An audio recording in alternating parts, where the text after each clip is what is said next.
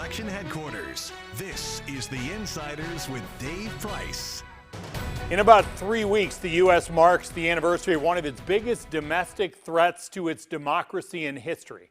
Supporters of former President Donald Trump had stormed the U.S. Capitol building after he had repeatedly and baselessly claimed that fraud cost him re-election. Trump's supporters beat law enforcement, threatened to murder Vice President Mike Pence and U.S. House Speaker Nancy Pelosi.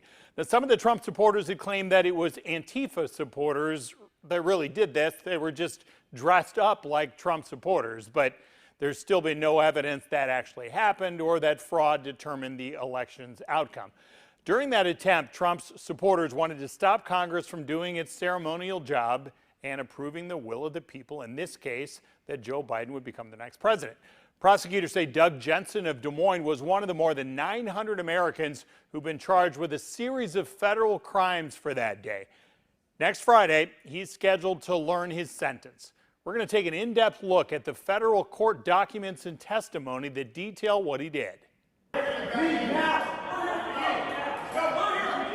Doug Jensen built his place in history as one of Iowa's most infamous construction workers on January 6, 2021. Federal court documents trace the criminal path that prosecutors say Jensen took that day as he tried to overturn a presidential election.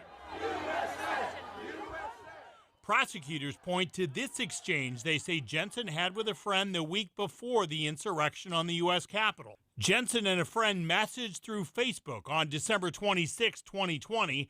After Jensen said the group at the U.S. Capitol would be armed, the friend with the initials KK asked, "Everyone packing heavy?"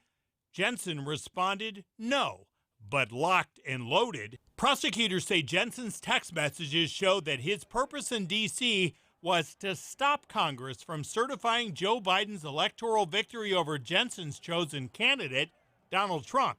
And he wanted Vice President Mike Pence arrested for refusing to help Trump overturn the election results. You're sworn to uphold our Constitution.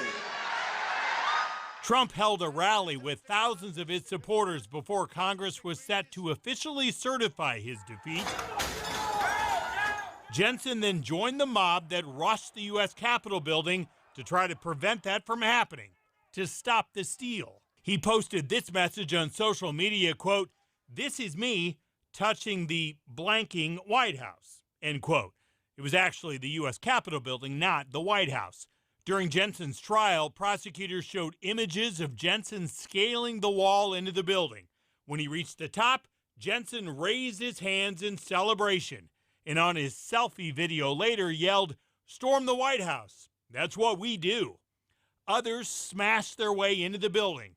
Prosecutors say Jensen followed him, and he was the 10th person to breach this historic structure and get inside. Then the moment with D.C. police officer Eugene Goodman.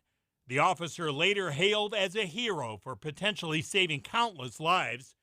Even with the officer's hand on his weapon and threatening to shoot the advancing Jensen, it didn't stop him from charging forward.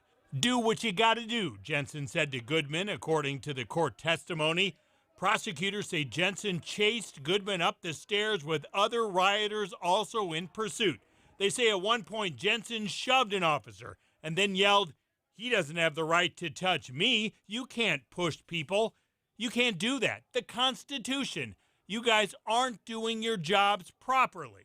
Jensen eventually left the building as the other rioters bludgeoned law enforcement officers trying to protect the terrified elected officials and the staff members still trapped inside. Prosecutors say Jensen never expressed any remorse for his actions and what happened that day, said that he wanted to be a poster boy for the uprising, give attention to Q, the supposed leader of the conspiracy group QAnon, and that he wanted to, quote, "fire up this nation," end quote.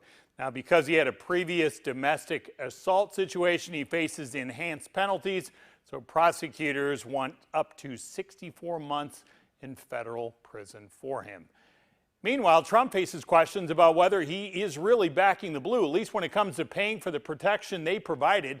Trump held a rally with supporters a week before the election in Sioux City.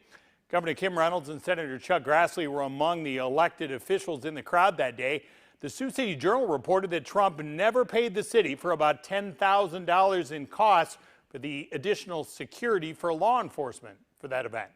The Business Insider reported last month that Trump's campaign failed to pay nearly $2 million for police and public safety costs in more than a dozen U.S. cities. Those include Minneapolis, Spokane, and Albuquerque. Grassley told me that yes, Trump should pay if he owes money for that political event in Sioux City. It doesn't matter whether you're a campaign or an individual or a business, and you sign contracts, you have an obligation to live up to those contracts. Now, we'll let you know if we hear about any other campaigns recently that failed to pay back Iowa communities.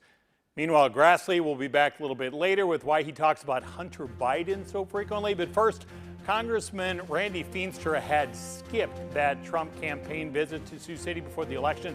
Find out why he worked with Grassley on a plan that supports Iowans that Feenstra encountered back in a former career.